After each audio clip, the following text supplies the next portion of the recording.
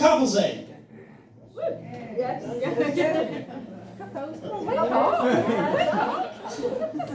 Was the question too difficult? You know, they say personality counts in a relationship. That is what makes it last, strengthens it, makes it go throughout the years. Well, my girlfriend's schizophrenic, so what's more for choice? No, I disagree with my girlfriend. See, we both had an argument over the definition of gaslighting. I managed to change her mind. And one time I got her a finger trap for her birthday. Funnily enough, that's what she calls her genitals. Yeah, funny, I got two sets of feedback on the schizophrenia joke. One really liked it and one didn't. They're from the same person. So I kept myself occupied recently. I have written a television pilot. So it's about a couple who want children, they're not having much luck, so they adopt a child, and it turns out to be a zombie.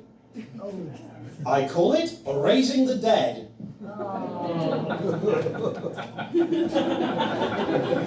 Now, I'm a hat person. Easy thing to miss, I know.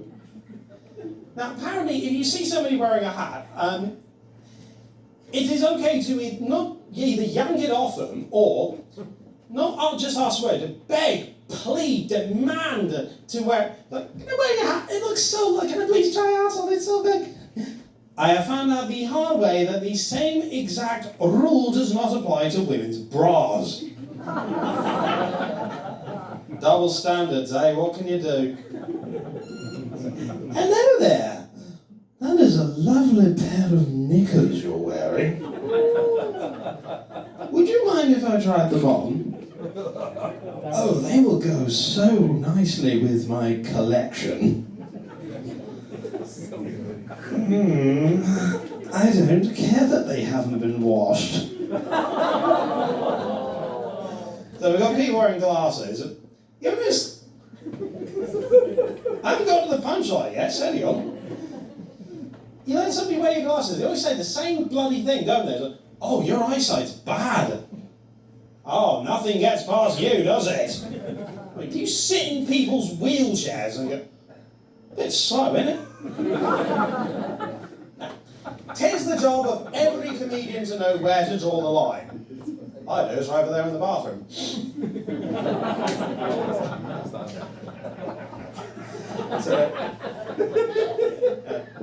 Once, you know, the great Steve Martin once said that comedy is making people laugh without making them puke. Well, funny enough, I once did a gig in a bulimia clinic.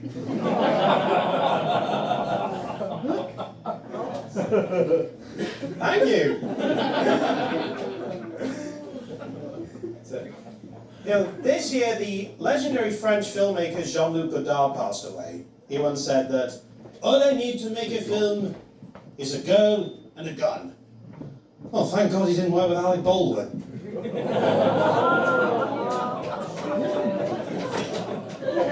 So this, yeah, back in the 70s they made a whole bunch of sex comedies. You remember Confessions of a Window Cleaner with Robin Astor? They made a whole bunch of these movies. And there were some that didn't see the light of day, like Confessions of a Catholic Priest. Confessions of a Radio 1 DJ. Got anyone from Bristol? Yeah. Ah. So a few years ago they changed the name of the Colston Hall to the Bristol Beacon. How do you feel about that? I think it's a really good thing. Okay. So the argument for this being, we want to disassociate ourselves with a terrible person, committing terrible crimes of history, as an awful person, yada yada. Yeah, I got 2 words for you, pal. Savile Row. Guys, I live at Hitler Avenue. You don't hear me whining about it. So I guess one of the reasons that clicked me to be a comedian, when I was at school, I remember a teacher saying, "Oh, nobody likes a comedian. I don't like comedians." Because as we all know, geography teachers get all the pussy.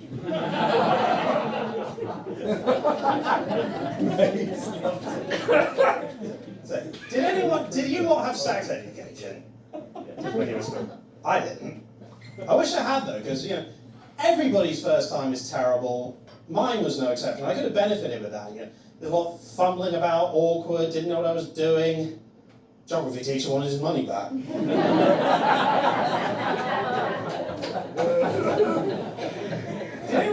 Did anyone go to their school reunion? Mine has not had one, and I have no intention to go to mine because my school years were fucking horrible. Oh yeah, I really want to relive years of bullying, being shouted at, playing rugby in freezing fucking cold weather, having acne, social awkwardness, not knowing how to talk to girls, avoiding the janitor. What if you went to one of those schools where you get beaten up by nuns for thinking about girls? Oh, thank you. You ever done that thing where somebody makes you laugh and when you're having a drink and you snort and they're going to shoot up your nose like that? You know what I mean? Great advice. Never ever tell a joke whilst in the middle of oral sex. And that's how I met your mother.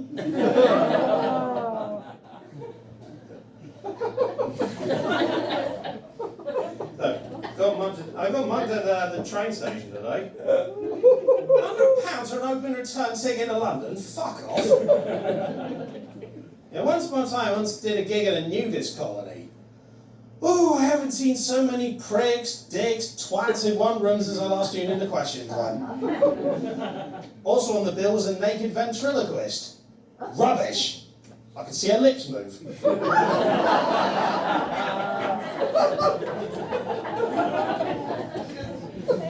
I once, you need some odd people in this comedy game. Yeah, me. I want... Don't forget.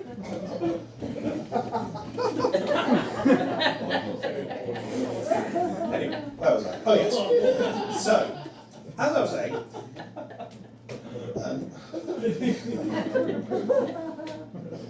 so you meet some funny old people in this comedy. Like, one person I came across was Suella Braverman's gynecologist. And he told me the first time he looked up there, he shouted up, "Fuck me, there was just no end to this cunt." I used to tell that joke about Pretty Patel. You probably think, well, that's just lazy repackaging. Well, seeing as she's pretty much Pretty Patel Mark II. That's Pretty Patel sounds like a rejected Bond girl name, doesn't it? Hi, I'm Pretty. Well, of course you are. Pretty Patel. I must be dreaming.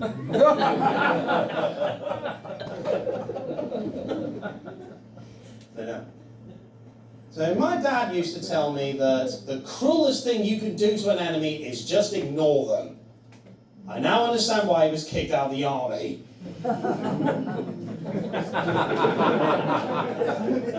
He used to tell me that behind every successful man there's a woman, especially if you're into S&M. He used to say, if you got it, flaunt it. I got banged up for indecent exposure. My mum said that there's no such thing as a free lunch. That's why her soup kitchen closed.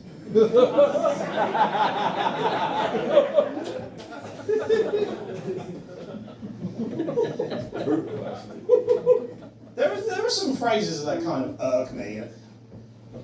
Like, the star pled guilty to indecent assault. As opposed to what? Decent assault? Excuse me? I'm so sorry.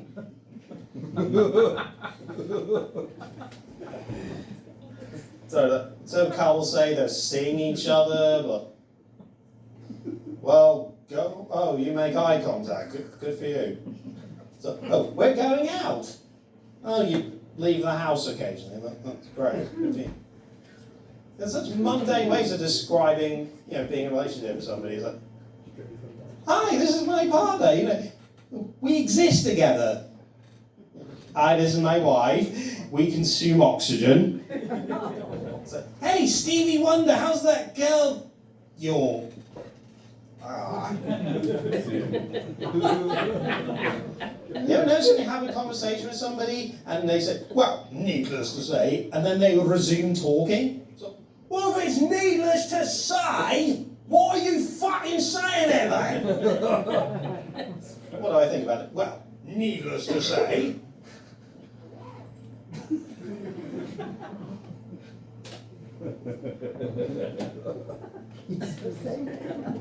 So, other phrase I know, grammar Nazi.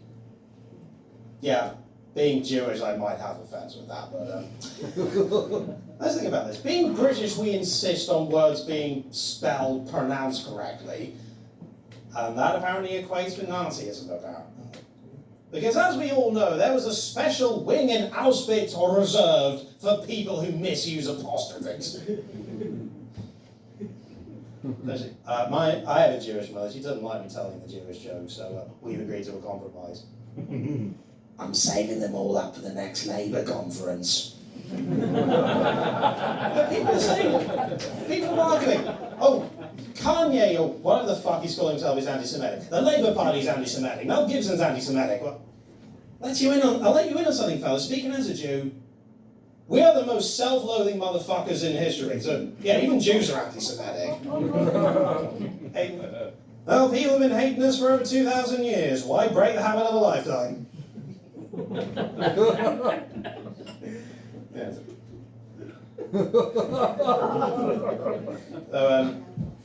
So I have Asperger's syndrome. So half of you are thinking, well, no shit. And the other half are thinking, what does that mean? Well, it means that my brain works differently than most people. I see the world differently. But it also means I have really shitty eyesight. There was once a time when I saw the whole world in black and white. Coincidentally, that's when I stopped wearing contact lenses. Yeah, Jewish and autistic, that's a winning combination, isn't it? So it means that so I can misread cues, not quite pick up things. So, ladies, if you're going to flirt with me afterwards, please, be as unsubtle as humanly possible, okay? Try to buy a pair of crocodile shoes. Gave me Crocs.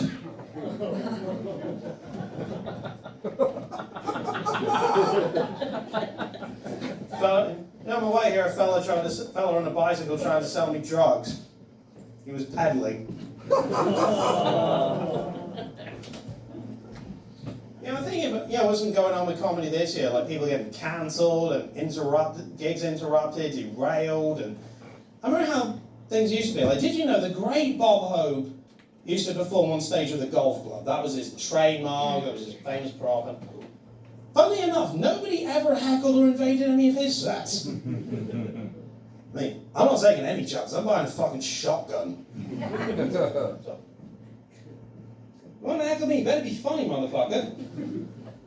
So, did you know that there are some people in some parts of the world who are so committed and dedicated to social causes that they protest by setting themselves on fire? Hey, there's an idea for today's quote-unquote activists. Yes. Oh, you protest by throwing perfectly good produce around. No, fucking children do that. I mean, show me how committed you really are. Go and get the gasoline. You might just raise this country's intelligence level.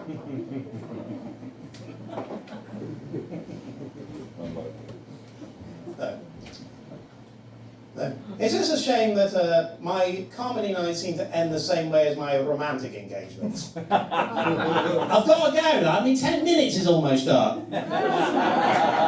So I want to leave you with some words of wisdom I was given. People who live in glass houses should change estate agent. So thank you very much. Appreciate you.